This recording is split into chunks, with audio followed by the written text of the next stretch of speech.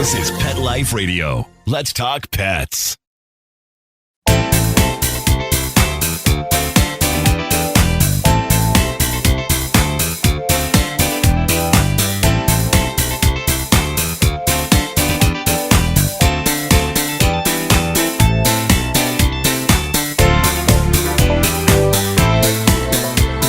Welcome back to Covered in Pet Hair. I'm your host, Isabel Alvarez-Arata, and today I have the pleasure of having a drink and a chat with a pet parent, a dog trainer, a behavior consultant. He's a professional dog walker and pet sitter, a published author, an entrepreneur. He's a pet business coach and mentor, an adventure seeker, a road tripper, and a rescue dog advocate. He's a foodie. He's simultaneously a wine snob and a craft beer guru. He's a tea drinker, a book reader, a podcaster, and a public speaker. He's a cyclist who is originally from Sunderland in the northeast of England, which I'm sure he pronounces very differently. He is husband to Beth, dad to two sons, Alex and Toby. He's dog dad to Sid the Cocker Spaniel and Derek, a rescued dog de Bordeaux. He is the Pet Biz Whiz, author of How to Be Your Dog's Superhero and owner of Pack Leader Dog Adventures. His name is Dominic Hodgson, and he's joining us all the way from the UK. Welcome, Dom. It's so good to have you on the show. So good to be here, Isabel. My face is beaming after that wonderful introduction. By far the best introduction I've ever had on a podcast, on stage, anywhere. I like to talk about everybody's accomplishments, even if it's just knowing about craft beers.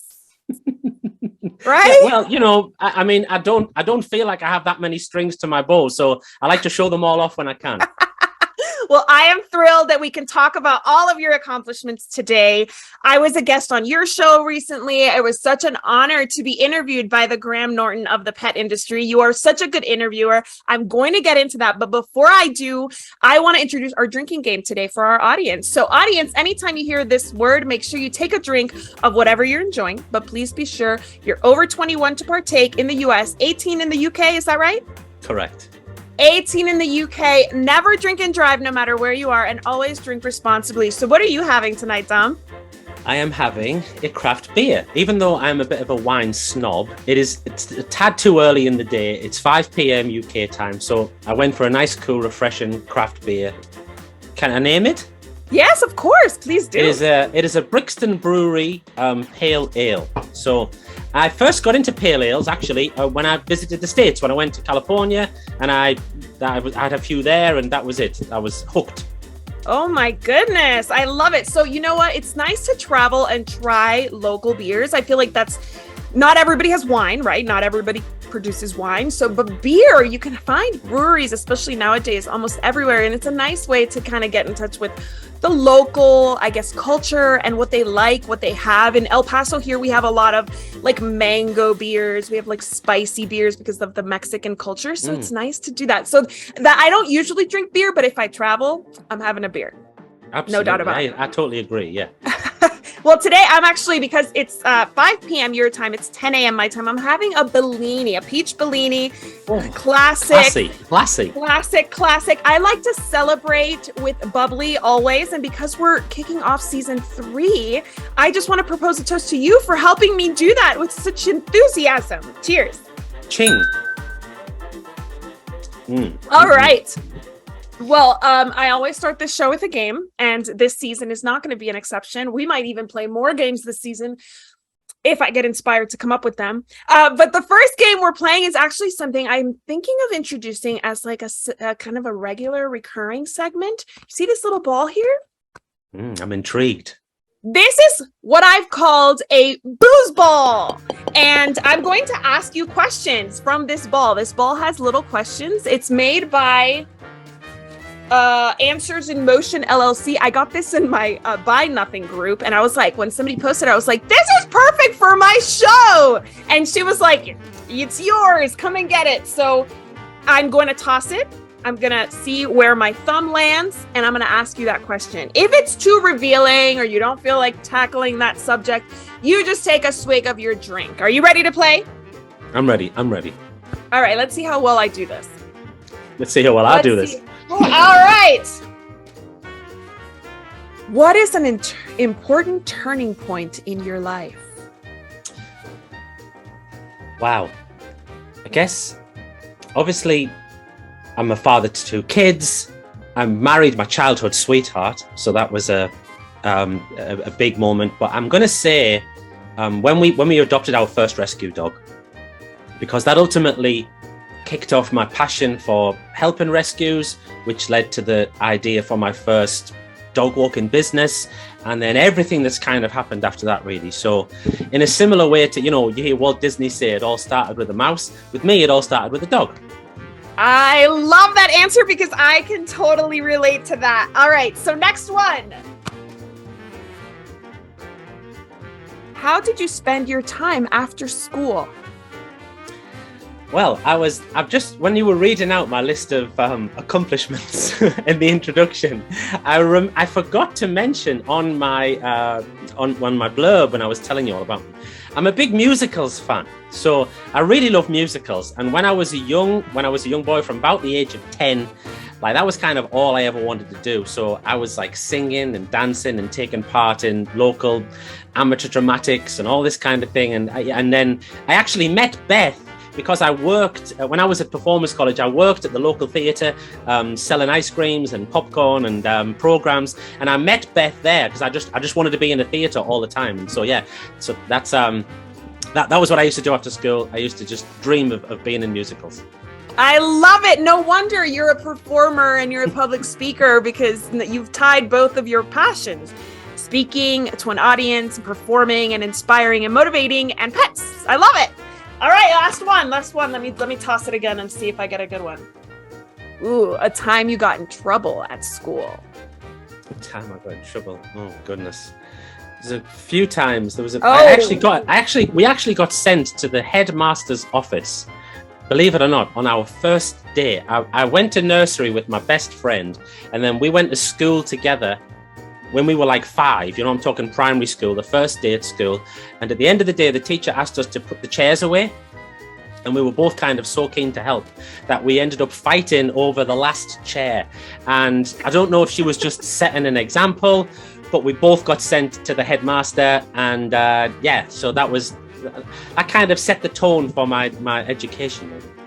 Wow. Just too eager always? Too eager, too helpful. That's me all over, Isabel. It sounds just like my son, actually, who is probably going to get himself into trouble for shoving somebody out of the way so he can help. Yes, that is totally my son. Tell him if my life's any example, it'll all work out okay. I always say he's either going to be an attorney or he's going to need one. And that is fine by me. Like, let him be who he is. I will guide him as best I can. All right. So I want to know how long you've been in the pet industry and what inspired you to even get into it. You alluded to your dog, but what were you doing at the time when you adopted that dog? So at the time, I was a sales representative for a tobacco company in the UK, and which just involved me essentially going around local shops and off licenses and small superstores and making sure that they were topped up with the correct brands.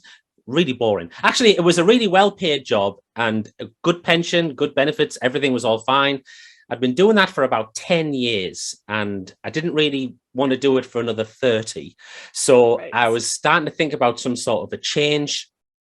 At the same time as that, I had recently started helping out with my local rescue, just walking the dogs who were awaiting adoption.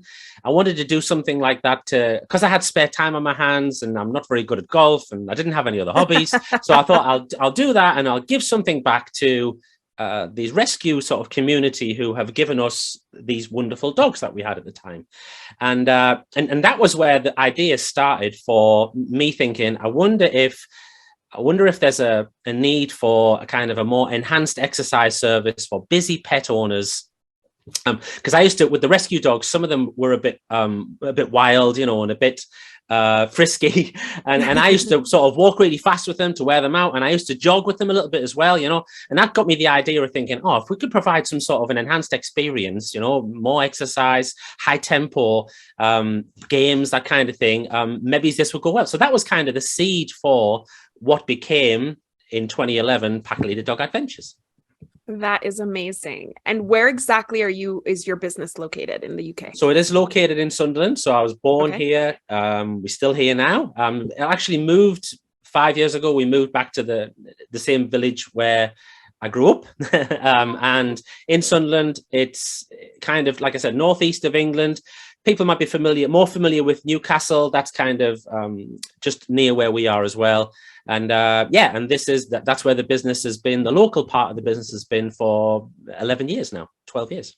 Awesome. Well, I have nicknamed you the Graham Norton of the pet industry. And for those who are listening or watching and don't know who Graham Norton is a late night TV host in the UK who interviews stars, and he is a fantastic interviewer. He kind of has the same look as you, except he wears much more kind of Liberace inspired clothing. Because he likes to drink, does Graham as well? He does like to drink, and I love that show. So you have put out, in between two podcasts, you have put out over 300 episodes. So tell me, how did you get into podcasting and when? So I started Pack Leader Dog Adventures. It was slow to start, but then it really busied up. When the business was full, I launched an online store, which didn't do very well. I started to do events. I basically got the business bug and like an entrepreneurial bug, and I wanted to try lots of different things. And through trial and error, I kind of arrived at, originally was an online dog training program, and I wrote my first book, and I was thinking, how can I promote this better? And I had all these wonderfully well-trained dogs that we were walking every day, and we have beautiful scenery here. And I, like you said, I kind of must have had an untapped, release for the performance side of my personality. And so I was always pretty confident on videos and all this kind of thing. I thought, why don't we just do a podcast? They were just kind of taking off then. So the first time we did a video podcast, that ran for about 55 episodes. And then we switched to an audio podcast for the pet business stuff after that. And I absolutely love it. I love getting interviewed by amazing interviewers like yourself. And I love interviewing too. It's a great way to learn, isn't it? And just, have fun. I love your podcast because it's really like tell me your childhood. Tell me, like, you're the Graham Norton, but also the Oprah. Like, tell me more about yourself, and how did that make you feel? I felt like you truly wanted to know my whole life story. I loved sharing that with you. You're a great interviewer. You kind of listen really well. So props to you. I think your podcast is awesome. For those that aren't familiar with it, it's called the Poodle to Pitbull podcast, right? That's correct. Poodle to Pitbull Pet Business Podcast. That's right. Yeah. And I love that your intro says, like, not for scaredy cat business owners. Here we talk to the people who are ready to take things to the next level. If you are a pet business owner, you need to listen to this podcast, especially the one that I'm on, of course. But okay, so you wear a ton of hats in the pet industry: podcaster, business owner, business coach and mentor, dog trainer, dog walker. Which is your favorite? I did an interview with a guy who is a mindset coach a number of years ago. And he told a story about how he once helped a swimmer, like a Commonwealth Games swimmer, to focus. The guy was losing focus. And basically the big thing that he taught him was, he said, all you need to do is, this swimmer was thinking about the sponsorship and all these different things, and he couldn't concentrate on the swimming. And the coach said, all you need to concentrate on is your two lengths of the pool. All you got to think about is swimming from here to there and then back again. That's all you need to think about. You don't need to worry about anything else. And that really resonated with me. And took me a while to identify what my kind of two lengths of the pool were. And I did. And so really for me, it's like marketing. I love marketing. I consider this marketing, because I'm speaking and promoting. Coaching. I love coaching. So satisfying, helping people to turn around their businesses, release their passion and make more money. And writing. I love writing as well. So I'm in a very fortunate position at the moment where my working week consists of doing those three things all the time. That is awesome. I will agree with you. I love marketing and I love writing. I actually am a freelance writer for publications, both in print and online, but I tried my hand at coaching and I was very frustrated because I'm such a doer and I have such a hard time watching people stand in their own way. So I have to applaud you, because it takes a special person to kind of motivate, even though you're watching people not motivate themselves. Absolutely. And I think, on you, first of all, you have this should be something you might want to think about again, because you have so much knowledge and experience to share. That certainly came out in the podcast interview you did with me. Thank you. But I think my style, you talked about it, the introduction to the podcast. I'm very no fluff, no BS, there's no, I call a spade, or an effing spade. And like this, we gotta be, it was the same when I was doing dog training, kind of not trying to use long, complicated dog trainery language that people don't understand. And same with the coaching. I think if you're straight with people and you help them to identify where they are and where they want to go, and then you show them the pathway, then 9 times out of 10 they go for it. But you're dead right. We get in our way more than any other barrier that we might perceive to be in our way. Yes. We're the bottleneck most of the time. Absolutely. And I love your no BS approach to this whole industry and life. I need to take a break right now, but when we get back, I want you to tell me, with no BS, the differences in pet parenting when it comes to UK pet parents versus American pet parents. So stay tuned. I'll be right back with Dom Hodgson. Welcome back to Covered in Pet Hair. I'm your host, Isabel Alvarez-Rada, and I am here with Dom Hodgson, who is a business coach, business owner, the Graham Norton of the pet industry. And he is going to play a game with me now that I call Neither Here Nor There. So what this game consists of, Dominic, is I'm going to give you some trivia. It could be about the UK, it could be about the US, or it could be about neither.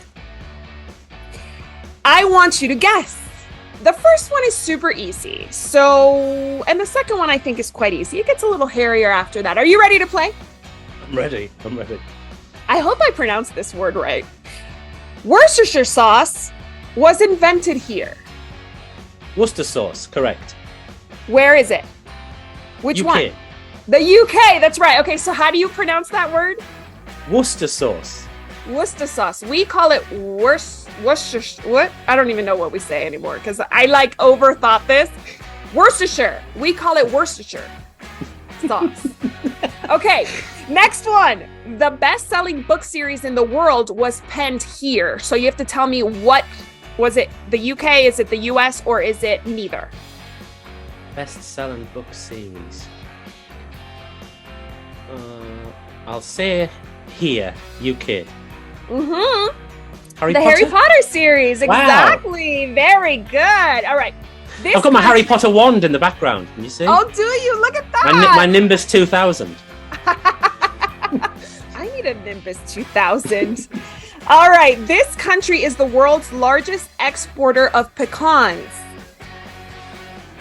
I'm going to say US. Oh, It is actually, no, hang on. Neither. It is neither. It's I forgot about Mexico. neither. It's Mexico. Mexico actually puts out 62% of the world's pecans. And how do you pronounce pecans? Pecans. So when I lived Pecan in France, when I lived in France, after college, my best friend there was from the UK. She's a Londoner, and she and I were celebrating Thanksgiving, which I know you all don't do, but she wanted to do something traditional with me since I was there away from my family. And she got pecan pie, and she was telling me about pecan pie, and I had no idea what she was talking about until I saw pecan pie on her table. And then I was like, oh, yeah, so of course I know what this is. But here it's either pecan or pecan. Wow. Yeah. I did not know that. There we go. All right, so now we got to move forward. This country consumes the most beer per capita. I'm going to say... It's a good one. Could it be... I'm going to go UK. It's neither. It's the Czech Republic. Wow, good for them. I know. It's interesting. This country has the most dogs per capita.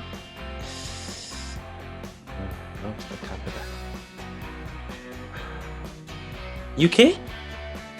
The US. Oh, wow. According to quotationcheck.com, and whenever I find these things, I like to quote the website so I don't get in trouble. Like, take it up with the website if they're wrong. 274 dogs for every 1,000 people in the US. Wow. That's a lot. Almost a third, isn't it? Yeah. Yeah. All right. This country is known for having the oldest residence still in use.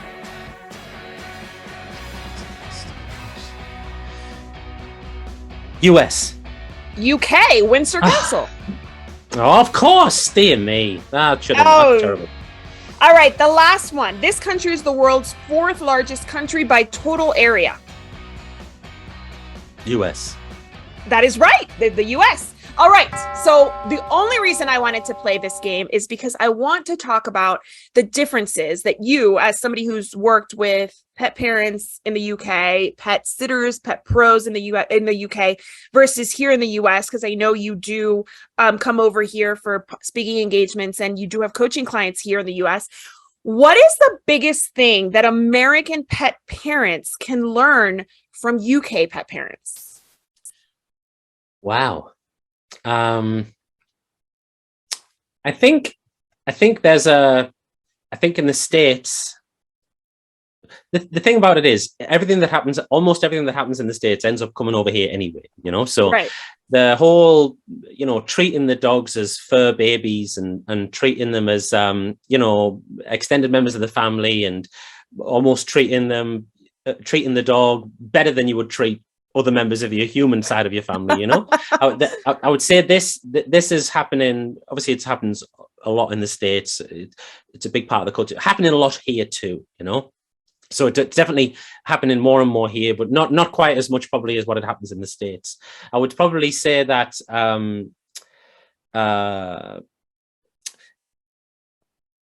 I'll probably say it in the UK. There's probably, again, don't quote me on this, but there's probably a larger percentage of people in the UK than in the US who kind of treat their dogs more like dogs, more like the traditional sense of a dog, Do you think that's a good thing? I mean, in some senses, it kind of can be, right? Absolutely, yeah, absolutely. I mean, if you the best thing you can do for a dog in many ways is treat it like a dog. If you give it everything that a dog needs, like from a puppy, then he'll more than likely develop into a fantastic, easy to look after dog, and that right. This is kind of what I taught in How to Be a Dog Superhero and the other books that I've written and stuff, and was part of the dog training that I was doing, is trying to make that. What can we do to make sure that this dog that you've got is like as easy as possible to look after? Right. Yeah, you're going to love him. He's going to add loads of things to your life. You're going to spend time together, everything else. But, whilst your dog might be your whole life, you do have other aspects of your life as well. You've got to go to work. You've got to take your kids here, there and everywhere. You're going to go on holiday. So let's teach the dog to be easy to exercise. Let's teach him to be okay on his own. Let's teach him not to go crazy when he sees other dogs or squirrels or pheasants or pigeons or whatever. Right. This type of thing. So treating him more raising him more like a dog.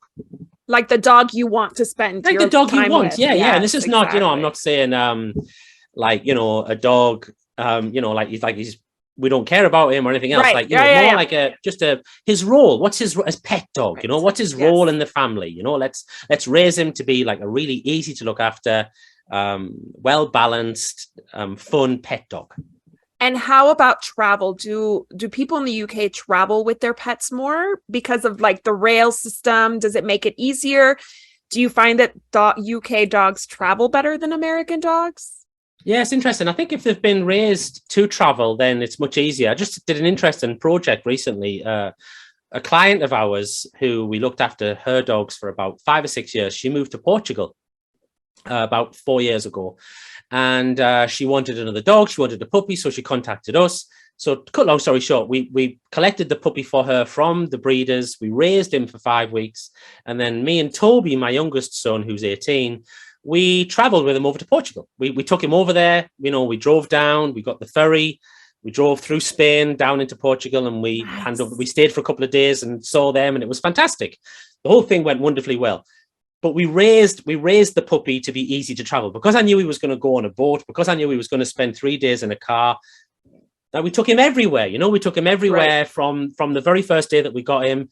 He went with us on car trips. He was in and out the car more times than I don't know what, he was. Right. So we raised him for that. And on that journey, we did see a lot of people with dogs on the ferry, and they were really well behaved, really calm, really settled, really just used to the traveling. Yeah. And you do see them on trains, as well. Yeah. I think my sister lives in Spain, and her dog I actually found in Louisiana in the middle of the street, and he eventually moved to Spain, and now he's crossed the Wow. Atlantic like 10 times. He's like such Wow. a world traveler. But my sister, yeah, it's like she's a single woman a professional woman who likes to travel, and she's a teacher, so she gets summers off and comes back to the US for extended stays, and her dog has learned to live that lifestyle. It may not be his preference to sit on a plane for 8 hours or 10 hours, however long, the Miami Madrid flight is, but Mhm. he does it, and he does it well. So I Yeah. agree. It's kind of like when you need to do it, you just do it, and your dog kind of responds. So you as the pet biz whiz, have taken on this kind of new project, or like new love of Disneyfying businesses. I know you're inspired by Disney. I know you're going to do a visit in Disney soon. So, and you're doing a speaking engagement while you're there in Orlando. Tell me about what a Disneyfied business looks like. Okay, well, there's three little elements that I'll share three of the elements anyway now, if that's okay, and then hopefully Yeah. that'll give you a bit of a taster for it. Disney's obviously they're master storytellers, aren't they? Their storytelling for Disney is everything, not just in the animated movies and the movies that they produce, but also in the parks as well, and on the rides. They want to tell a story. They want people to feel something when, there has to be a start and a beginning and an end to all of the experiences they create. We can do a similar thing with that with our pet businesses as well.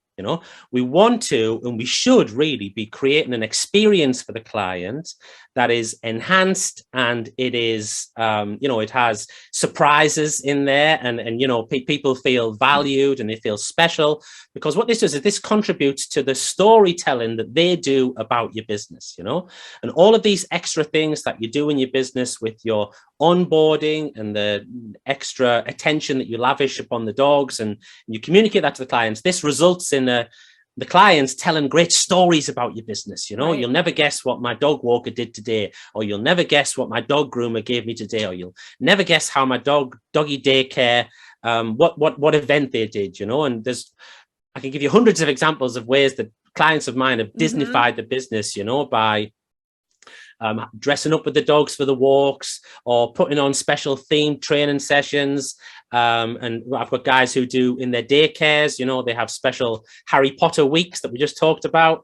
And, it's all themed like that. So you're creating stories around the business, and this helps you to grow your reputation and helps you stand out from the competition as well. So that's the first one. Okay, nice. All right. Well, how about, okay, so I was in London ages ago with my London friends and my cousin who went to Cambridge, who's not from London, but we met there, and we were talking about customer service. And customer service in the UK is very different than customer service in the US, particularly like in restaurants. My friends who were present were telling me that they felt like in the US, when you go to a restaurant and somebody's like, "Hi, my name is Isabel, and I'll be your server," and they're all peppy and happy, that it was BS, that they weren't buying it because it was just like this American jolly old front, right? Does that kind of happen also in the pet industry, where people are like, I mean, it's like, just walk my dog?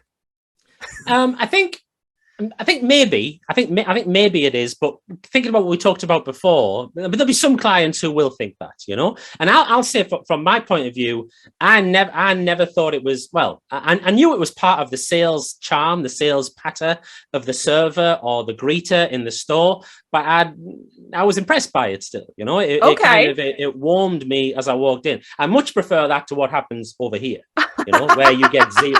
Seriously, you get pretty much zero customer service over here. So I way prefer the way that you guys do it over there.